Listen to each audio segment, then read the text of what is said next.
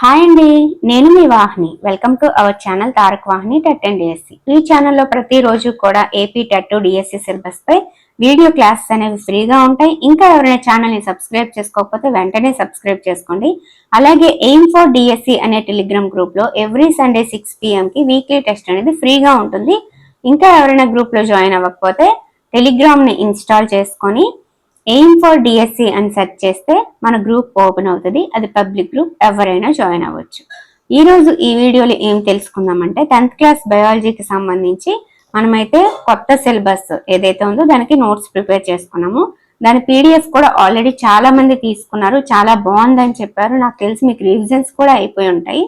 కానీ ఎవరైతే తీసుకోలేని వాళ్ళు ఉన్నారో, అలాగే తీసుకున్న వాళ్ళు కూడా ఒకసారి ఎక్స్ప్లెయిన్ చేయమని జరిగింది. సో వాళ్ళందరి కోసం కూడా ఈ వీడియోలో తెలుసుకుందాం అన్నమాట. అలాగే మనం 8th class 9th class biology notes revision, rapid రివిజన్లు మొత్తం అన్ని కూడా కంప్లీట్ చేసుకున్నాం కదా. సో 10th క్లాస్ బయాలజీ కూడా చెప్పేస్తే బయాలజీ ఇంకా మనం చదవాల్సిన అవసరం లేదనమాట.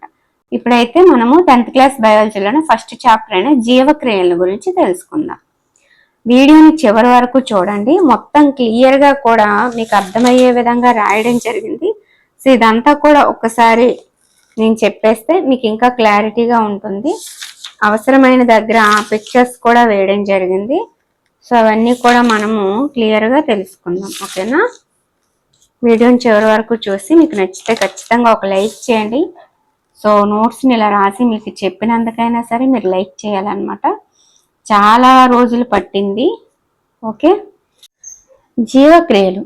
జీవులు సజీవులా నిర్జీవులా గుర్తించడానికి కొన్ని లక్షణాలు ఉన్నాయని మనం 6th క్లాస్లో 7th క్లాస్లో తెలుసుకున్నాము. అయితే అన్ని వేళలో వాటితో గుర్తించగలమా అంటే గుర్తించలేము. ఎందుకంటే ఒక ఎగ్జాంపుల్ చూడండి, ఏదైనా జీవకణాలను సంక్రమించే వరకు వైరస్లు ఎటువంటి చలనాలు చేయవు అనమాట. అందుకే అవి నిజంగా సజీవంగా ఉన్నాయా లేదా అనే విషయంపై కూడా కొంత వివాదం ఉంది. ఇలాంటివి ఉన్నాయి కాబట్టి మనకు తెలిసిన కొన్ని ప్రాథమిక లక్షణాల ఆధారంగా అవి సజీవుల నిర్జీవులని అన్ని వేళల్లో గుర్తించలేమన్నమాట. అతి స్వల్ప పరిమాణంలో ఉండే కదలికలు సాధారణ కంటికి కనిపించవు. ఎగ్జాంపుల్ అణువుల కదలిక, అది మనకి సాధారణ కంటికి కనిపించదు అనమాట. కంటికి కనిపించని అణువుల కదలికలు జీవించడానికి అవసరమా అని అడిగితే అవును, అవసరమే. జీవులు జీవించడానికి అణువుల చలనాలు ఎందుకు అవసరం అంటే, ఎందుకంటే జీవులు చక్కటి వ్యవస్థీకృత నిర్మాణాలు కదా. మరి అన్ని నిర్మాణాలు అణువులతో నిర్మించబడ్డాయి కాబట్టి అవి అణువుల్ని ఎల్లప్పుడూ కదిలిస్తూ ఉండాలన్నమాట. ఇక్కడ మనకి అణువులన్నీ కలిసి ఒక జీవ పదార్థం ఏర్పడుద్ది. అందులో ఉన్న కణాలు అనేవి అన్నీ కలిసి కణజాలాలు ఏర్పడతాయి. కణజాలాలన్నీ కలిసి అవయవాలు ఏర్పడతాయి. అవయవాలన్నీ కలిసి అవయవ వ్యవస్థలు ఏర్పడతాయి. ఫలితంగా మన మానవ శరీరం, దేహం అనేది ఉంటదన్నమాట. కాబట్టి నిర్మాణానికైనా సరే అణువుల చలనాలు అనేవి అవసరం అన్నమాట. ఓకే, జీవులు ప్రత్యేకంగా ఏమీ చేయనప్పటికీ వాటి నిర్వహణ విధులు తప్పనిసరిగా కొనసాగుతుండాలన్నమాట. ఎగ్జాంపుల్ కూర్చున్నా, నిద్రపోతున్నా కూడా కొనసాగాలి. ఈ నిర్వహణ పనుల్ని కలిపి చేసే ప్రక్రియల్ని జీవక్రియలు అంటారనమాట. అంటే కొన్ని విధులు ఏవైతే ఉంటాయో కూర్చున్నా నిద్రపోతున్నా సరే తప్పనిసరిగా జరగాలన్నమాట. సో అవన్నిటిని కలిపి మనం జీవక్రియలు అంటాము. ఈ నిర్వహణ ప్రక్రియలు నష్టాన్ని మరియు విచ్ఛిన్నతని నివారించడానికి అవసరం కాబట్టి వాటికి శక్తి అవసరం అన్నమాట. ఈ శక్తి ప్రతి జీవి యొక్క శరీరం వెలుపల నుంచి సేకరించబడుతుంది అన్నమాట. జీవి యొక్క శరీరం వెలుపల నుండి శక్తి వనరులు బదిలీ చేయడానికి ఒక ప్రక్రియ ఉండాలి. ఆ శక్తి వనరుల్ని మనం ఆహారం అంటాం. ఆహారంని శరీరంలోకి తీసుకునే ప్రక్రియ పోషణ అన్నమాట. ఇప్పుడు ఆహారాన్ని శరీరంలోకి తీసుకోవడంని పోషణ అంటారు. ఆహారం తీసుకోవడం వల్లనే మనకు వెలుపల నుంచి శక్తి అనేది వస్తుంది. ఆ శక్తి ద్వారా మనం ఈ నిర్వహణ ప్రక్రియలన్నీ చేస్తాం. అదే జీవక్రియలన్నీ కూడా జరుపుతాం అన్నమాట. ఇప్పుడు క్లారిటీగా ఉంది కదా. ఓకే, భూమిపై జీవం కర్బన ఆధారిత అణువులపై ఆధారపడి ఉంటుంది. కావున ఆహార వనరులు కర్బన ఆధారమైనవి చాలా వరకు ఉంటాయి. పర్యావరణం జీవుల ఆధీనంలో ఉండదు కాబట్టి బయట నుండి వచ్చే శక్తి వనరులు వైవిధ్యంగా ఉండొచ్చు. వీటిని శరీరం లోపల విచ్ఛిన్నం చేయడం లేదా నిర్మించడం, చివరగా జీవ నిర్మాణాల నిర్వహణకు అవసరమైన అణువుల కదలిక, శరీర పెరుగుదలకు ఒకే రకమైన శక్తి వనరుగా మార్చబడాలి. అణువుల విచ్ఛిన్న ప్రక్రియలో ఆక్సీకరణ, అక్షయీకరణ చర్యలు అనేవి కొన్ని సాధారణ రసాయన చర్యలు అన్నమాట. శరీరం వెలుపల నుండి ఆక్సిజన్ పొందుతాం. ఆక్సిజన్ పొంది ఆహార వనరులు, ఏదైతే ఆహారం మనం తీసుకున్నామో ఆహారం విచ్ఛిన్న ప్రక్రియలో దానిని వినియోగిస్తాం ఆ ఆక్సిజన్ ని. దీన్నే మనం శ్వాసక్రియ అంటాం అన్నమాట. ఏకకణ జీవుల విషయంలో ఆహార సేకరణకు, వాయు మార్పిడికి, వ్యర్థాల తొలగింపుకు మొదలైన అవసరాలకి ప్రత్యేకమైన అవయవాలు ఏమీ లేవు. ఎందుకంటే జీవి శరీరం మొత్తం కూడా పరిసరాలతో సంబంధం కలిగి ఉంటుంది ఏకకణ జీవులకి. కాబట్టి వాటన్నిటికీ ఒకలాగే ఉంటది అన్నమాట. ప్రత్యేకమైన అవయవాలు ఏమీ ఉండవు. కానీ బహుకణ జీవుల్లో అన్ని కణాలు చుట్టూ ఉన్న పరిసరాలతో సంబంధం కలిగి ఉండవు. కావున సాధారణ వ్యాపన పద్ధతి అన్ని కణాల అవసరాలు తీర్చలేదన్నమాట. బహుకణ జీవుల్లో వివిధ రకాల క్రియలు నిర్వర్తించడానికి శరీరంలో వివిధ అవయవాలు ప్రత్యేకంగా ఉంటాయి. శరీరంలో ఆహారం, ఆక్సిజన్ను ఒక ప్రదేశం నుండి మరొక ప్రదేశానికి తీసుకువెళ్ళడానికి రవాణా వ్యవస్థ యొక్క అవసరం ఉంది.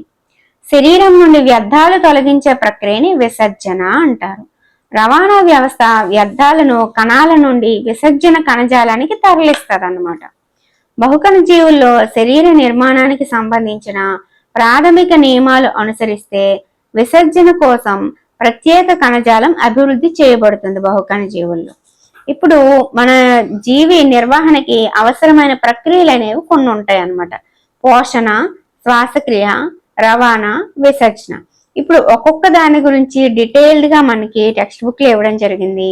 అవన్నీ కూడా వాటిలో ఇంపార్టెంట్ పాయింట్స్ అని ఎక్కడ ఏది మిస్ అవ్వకుండా నేను రాయడం జరిగింది.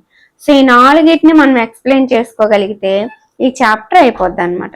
సో ఫస్ట్ మనం పోషణ గురించి చూద్దాం. పోషణ జీవులకు కావలసిన శక్తి మరియు పదార్థాలు అన్ని జీవులకి ఒకేలా ఉంటాయి, కానీ వాటిని పొందే విధానాలు వేరుగా ఉంటాయి. స్వయం పోషకాలైన మొక్కలు, కొన్ని బ్యాక్టీరియాలు అకర్బన వనరుల నుండి CO2 నీరు రూపంలో సరళ ఆహార పదార్థాలను పొందుతాయి అన్నమాట. కొన్ని సంక్లిష్ట పదార్థాలను వినియోగించుకుంటాయి. శరీర నిర్వహణ పెరుగుదలకు ఉపయోగించే ముందు సంక్లిష్ట పదార్థాన్ని సరళ పదార్థంగా మార్చేందుకు ఎంజైములుగా పిలిచే జీవ ఉత్ప్రేరకాలను ఉపయోగిస్తాయి అన్నమాట. ఈ విధంగా పరపోషకాలు ప్రత్యక్షంగా కానీ పరోక్షంగా కానీ స్వయం పోషకాలపై ఆధారపడతాయి. పరపోషకాలకి ఎగ్జాంపుల్ గా మనం జంతువులు, శిలీంధ్రాలను తీసుకోవచ్చు. ఇప్పుడు మనం స్వయం పోషణ అంటే ఏంటో చూద్దాం. స్వయం పోషకాలు తమకు కావలసిన కర్బనం, శక్తి మొదలైన అవసరాలను కిరణజన్య సంయోగ క్రియ ద్వారా పొందుతాయి. దాని సమీకరణం 6CO2 + 12H2O gives rise to C6H12O6 + 6O2 + 6H2O. అంటే కార్బన్ డైఆక్సైడ్ నీరుని ఉపయోగించుకొని సూర్యకాంతి సమక్షంలో పత్రహరితం అనేది గ్లూకోజ్ ని తయారు చేస్తుంది. మొక్కకు శక్తి అందించడానికి కార్బోహైడ్రేట్లు అనేవి ఉపయోగించబడతాయి. వెంటనే ఉపయోగించబడిన పిండి పదార్థాలు ఏవైతే ఉంటాయో అవి స్టార్చ్ రూపంలో నిల్వ చేయబడి మొక్కకు ఎప్పుడు అవసరమైతే అప్పుడు ఉపయోగపడే అంతర్గత శక్తి నిల్వగా ఉంటాయి అన్నమాట. ఓకే, మనం తిన్న ఆహారంలో పొందిన కొంత శక్తి గ్లైకోజన్ రూపంలో నిల్వ చేయబడుతుంది. మొక్కల్లో అయితే స్టార్చ్ రూపంలో నిల్వ ఉంటుంది అని అనుకున్నాం కదా. మనం తిన్న ఆహారంలో పొందిన కొంత శక్తి గ్లైకోజన్ రూపంలో నిల్వ చేయబడుతుంది అన్నమాట.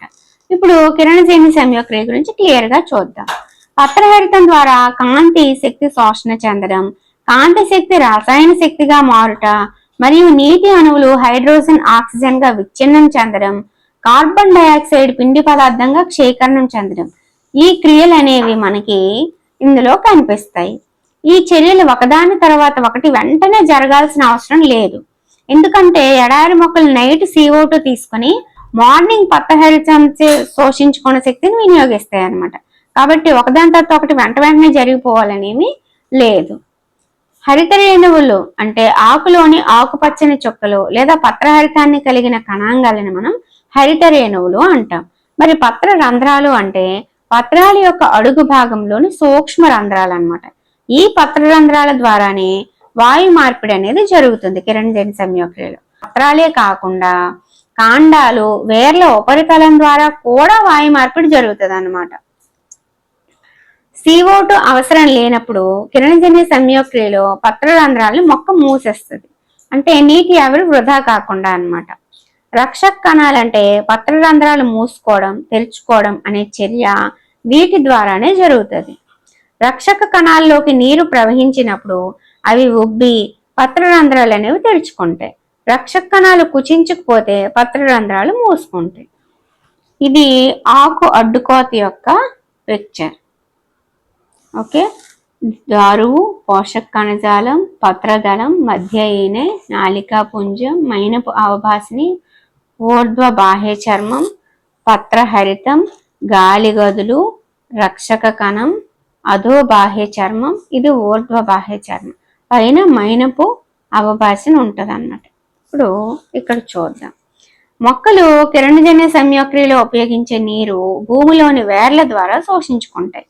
నైట్రోజన్, భాస్వరం, ఇనుము మరియు మెగ్నీషియం వంటి ఇతర పదార్థాలని నేల నుండి తీసుకుంటాయి. ప్రోటాన్లు, ఇతర పదార్థాల సంశ్లేషణలకు అవసరమైన మూలకం ఏది అంటే నత్రజని.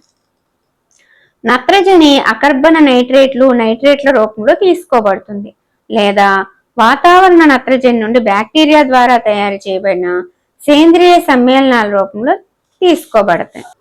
ఇప్పుడు పరపోషణ గురించి చూద్దాం. ఆహార పదార్థాల లభ్యత, రకం, అలాగే జీవి ఏ విధంగా ఆహారాన్ని పొందుతుంది అనే దాని మీద పోషణ విధానం ఆధారపడి ఉంటుంది అన్నమాట. జీవి ఆహారం తీసుకోవడం, ఉపయోగించడంలో అనేక రకాల వ్యూహాలు ఉంటాయి. కొన్ని జీవులు తమ శరీరం వెలుపల ఆహార పదార్థాలను విచ్ఛిన్నం చేసి శోషించుకుంటాయి. ఎగ్జాంపుల్ బ్రెడ్ మోల్డ్, ఈస్ట్, పుట్టుగొడుగు వంటి శిలీంధ్రాలు అన్నమాట. కొన్ని జీవులు మొక్కలు మరియు జంతువుల నుండి వాటిని చంపకుండా ఆహారాన్ని పొందుతాయి. కస్కూట మొక్క, బంగారు తీగ, పేలు, జలగలు, బద్దె పురుగులు వంటి ఎన్నో రకాల జీవులు ఈ పరాన్న జీవన విధానాన్ని అనుసరిస్తాయి అన్నమాట. ఏకకణ జీవులు శరీర ఉపరితలం ద్వారా మొత్తం ఆహారాన్ని తీసుకుంటాయి. కానీ జీవుల నిర్మాణంలో సంక్లిష్టత పెరుగుతున్న కొద్దీ రకరకాల పనులు చేయడానికి వివిధ భాగాలు ప్రత్యేకతని సంతరించుకుంటాయి అన్నమాట. ఇప్పుడు మనం ఎగ్జాంపుల్ అమీబా తీసుకుందాం. శరీర ఉపరితలం నుండి తాత్కాలిక వేళ్ల వంటి నిర్మాణాలు ఏర్పడి, ఇక్కడ చూస్తారు కదా, ఇక్కడ ఆహార రేణు ఉంది, తాత్కాలిక వేళ్ల వంటి నిర్మాణాలు ఏర్పడి అవి ఆహార రేణు చుట్టూ ఆవరించి ఆహార రిక్తిక ఏర్పరిచి ఆహారాన్ని లోపలికి తీసుకుంటాయి అన్నమాట. సో దాంట్లో కలిపేసుకుంటాయి. ఇలా మనకి అమీబా అయితే చేస్తుంది అన్నమాట. రిక్తిక లోపల పదార్థాలు సంక్లిష్టం నుంచి సరళం చేయబడి కణద్రవ్యంలోకి వ్యాపనం చేయబడతాయి. వ్యర్థం శరీర ఉపరితలం నుంచి బయటికి వెళ్ళిపోద్ది అన్నమాట. ఇది అమీబా కోసం. అంటే శరీర ఉపరితలం ద్వారా మొత్తం ఆహారాన్ని తీసుకుంటాయి అన్నమాట. ఇవి జీవుల నిర్మాణంలో సంక్లిష్ట పెరిగితే ఏమవుతాయి, కొన్ని పనులు చేయడానికి వివిధ భాగాలు అనేవి ఉంటాయి అన్నమాట. ఇప్పుడు ఏకకణ జీవైన పారమీషియం చూద్దాం. స్థిరమైన ఆకారం కలిగి ప్రత్యేకమైన ప్రదేశం నుండి ఆహారం తీసుకుంటది అన్నమాట. శరీరం అంతటా వ్యాపించిన శైలికల చలనాల ద్వారా ఆహారం ఈ ప్రత్యేక ప్రదేశానికి చేరుతుంది. ఇక్కడ మనకి అమీబాలో ఏం చెప్పాము, శరీరం ఉపరితలం ద్వారా తీసుకోవడానికి అమీబా ఎగ్జాంపుల్ చెప్పాం. అలాగే జీవుల నిర్మాణంలో సంక్లిష్టత పెరుగుతున్న కొద్ది రకరకాల పనులు చేయడానికి వివిధ భాగాలు ప్రత్యేకత సంతరించుకుంటాయి అనడానికి మనకి ఇక్కడ పారమీషియం ఎగ్జాంపుల్ గా చూడొచ్చు. ఏంటి, శరీరం మొత్తం శైలికలు అనేవి ఉంటాయి, వాటి ద్వారా ఆహారం వచ్చి ఒక ప్రత్యేకమైన ప్రదేశం ఉంటది అనమాట, ఆహారం తీసుకుంటే అక్కడికి తీసుకెళ్తాయి అనమాట. అది రెండిటికి ఎగ్జాంపుల్. ఇప్పుడు మానవుల్లో పోషణ చూద్దాం. ప్రాథమికంగా నోటి నుండి పాయువు వరకు విస్తరించిన పొడవాటి గొట్టం వంటి నిర్మాణాన్ని మనం జీర్ణనాళం అంటాం. ఆహారం జీర్ణమయ్యే ప్రక్రియ చూద్దాం. నోటిలోనికి తీసుకున్న ఆహారం దంతాల సాయంతో చూర్ణం చేయబడుతుంది. కండరయుతమైన నాలుక సాయంతో నోరంతా కలియబెడుతూ లాలాజలంతో కలిసేలా చేస్తుంది. లాలాజలంలో ఉండే లాలాజల ఎమైలేస్ అనే ఎంజైమ్ సంక్లిష్ట పిండి పదార్థాలని సరళ చక్కెరలుగా విచ్ఛిన్నం చేస్తుంది. జీర్ణనాళం లోపలి తలం మృదువుగా ఉంటుంది కాబట్టి ఆహారం సులభంగా ప్రయాణించడానికి తడిగా చేయబడుతుంది.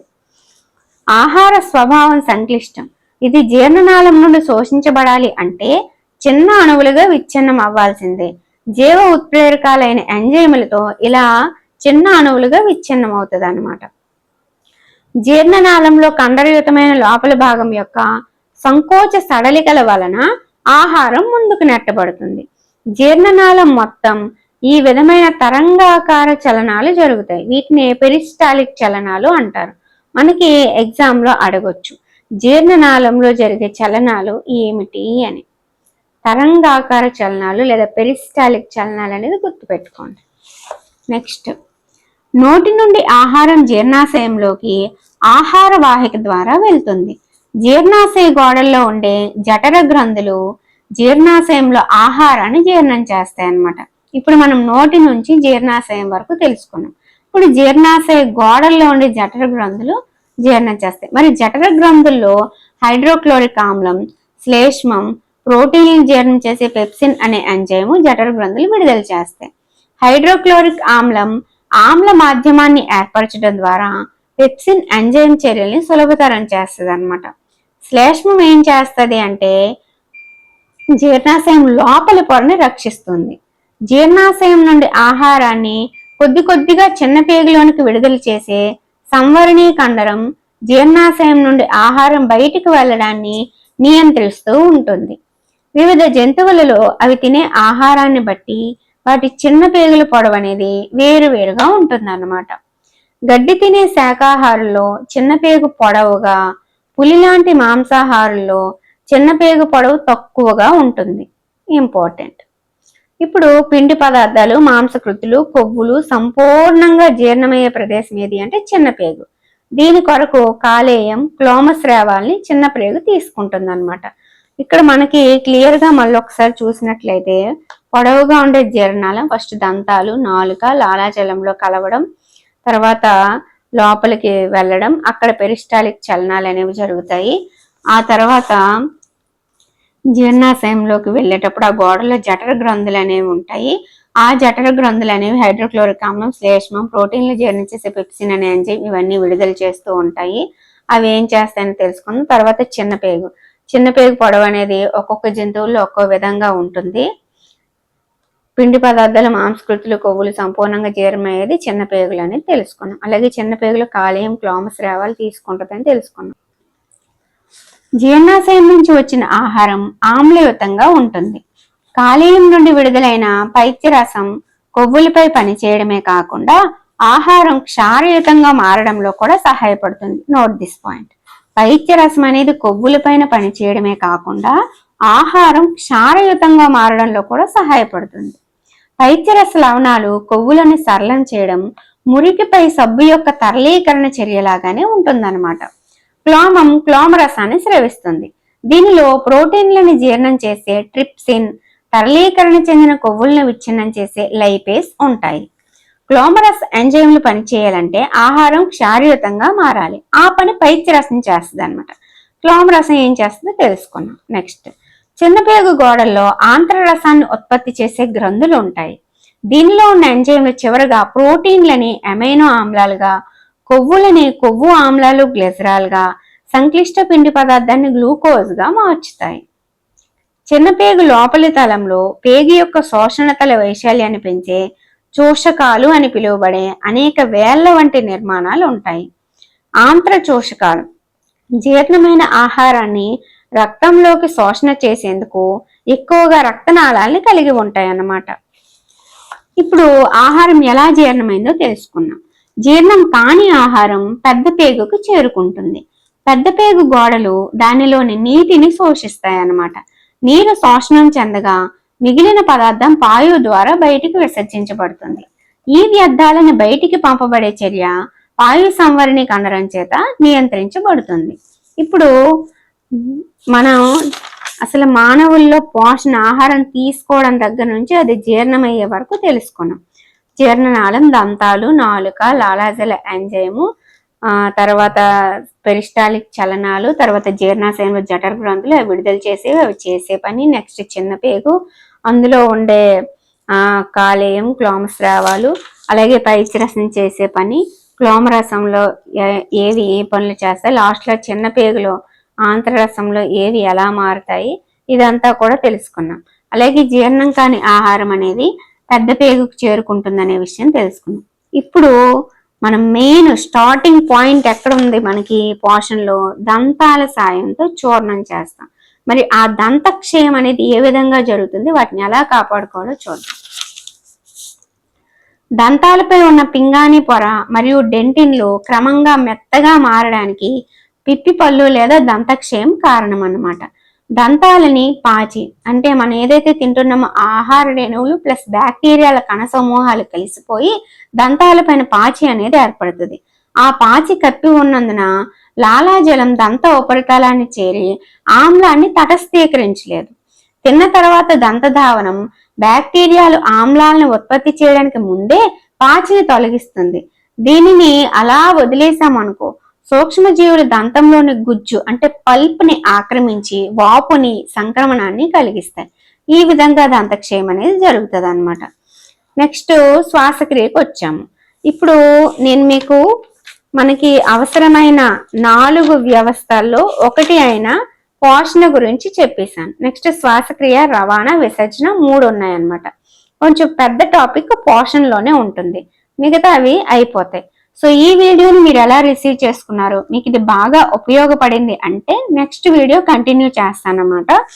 ఆ వీడియోలో మనం శ్వాసక్రియ అలాగే రవాణా, విసర్జన గురించి క్లియర్గా తెలుసుకుందాం. ఓకే, అలాగే రక్తనాళాల గురించి గుండె యొక్క బొమ్మ వేసి చాలా వివరంగా ఇందులో చెప్పడం జరిగింది.